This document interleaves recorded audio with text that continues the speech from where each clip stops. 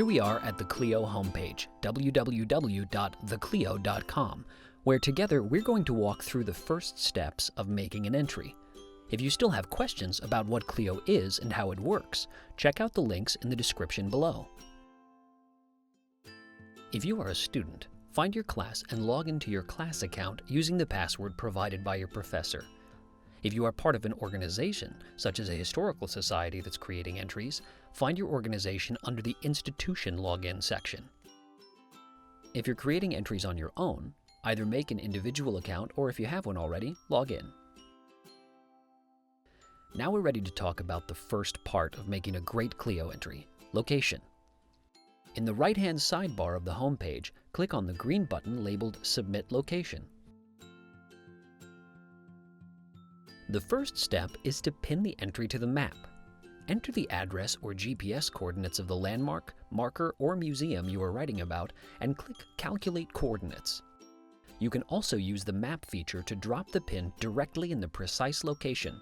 Clio will put a pin on the map at the coordinates you've entered. Double-check that it's where it should be, and if you're satisfied, just click Continue to advance to the next step. Some sites, such as historical markers or monuments, don't really have addresses. For sites like these, you can type in intersections and then fine-tune the location. Or if you know the GPS coordinates, you can enter them manually in the box below. For example, if I know my unaddressed monument is near a particular cross street, I can type the intersection into the address bar and move the marker from there to generate coordinates.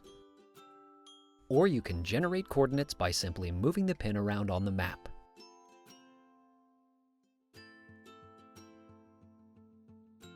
When you're satisfied, click Continue. You'll have the opportunity to fine-tune the location using Google Street View in a minute. Now we can make certain your site isn't already in Clio. Check the map and the list to see if it's there.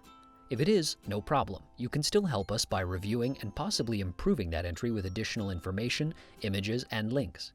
For now, let's assume you checked the map and the list on the left for your site, and it's definitely not there. Great. Click the big green Create New Location button. Now we're ready to actually create the entry. Since you can save the entry as a draft, items labeled with a red asterisk are all that's required to get started. We recommend composing the text of an entry offline, perhaps in a word processing program. We'll cover the art of writing an entry later, but we want to mention that this process is much more enjoyable if you create an outline before you start writing. It can be difficult to combine research, note-taking, analysis, organization, and writing in one single step. One of the great things about Clio is that it incorporates Google Street View into every entry where it's available. If Street View has an image near your site, Google will pick the image it thinks is nearest to the pin, sometimes on the wrong side of the street or opposite corner. But don't worry, in Clio you can fine-tune this by pointing the image and saving it so that visitors will see precisely where your building, historical marker, or monument is located, and they can scroll around and get to know the local area, which will help them when they arrive. If Google Street View isn't available in your site's area, the viewer will appear black. If you uncheck the box below the viewer, Street View won't even appear in your finished entry, so that black box won't be distracting. To the left of that is where you add some more information about your site. For example, you can add visiting hours or a phone number. If you don't have that information yet, no pressure, it can always be added later. And plenty of places like monuments or markers don't have hours or phone numbers.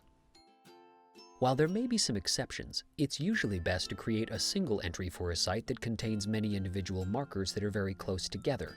In the case of a cemetery, for example, since there are rarely streets inside the cemetery by which Clio can provide directions, we recommend creating a single entry that encompasses most or all of the historically significant graves within it. You can include photos, descriptions, and perhaps a map of the cemetery, guiding visitors to the gravesites you've mentioned. However, if you want to create an entry for a historic district, it's probably best to create a series of individual entries for the most significant contributing sites in the district. This way, you can use Clio to guide visitors to individual buildings or landmarks, or even create a complete walking tour, which we'll cover in another video. Don't forget tags! These can help people find your site if they narrow their search to certain subjects. Find an applicable tag in the box on the left. Clicking on a tag adds it to the box on the right. Clicking on it in the right-hand box will remove it and send it back to the master list on the left. You're almost ready to submit a basic entry.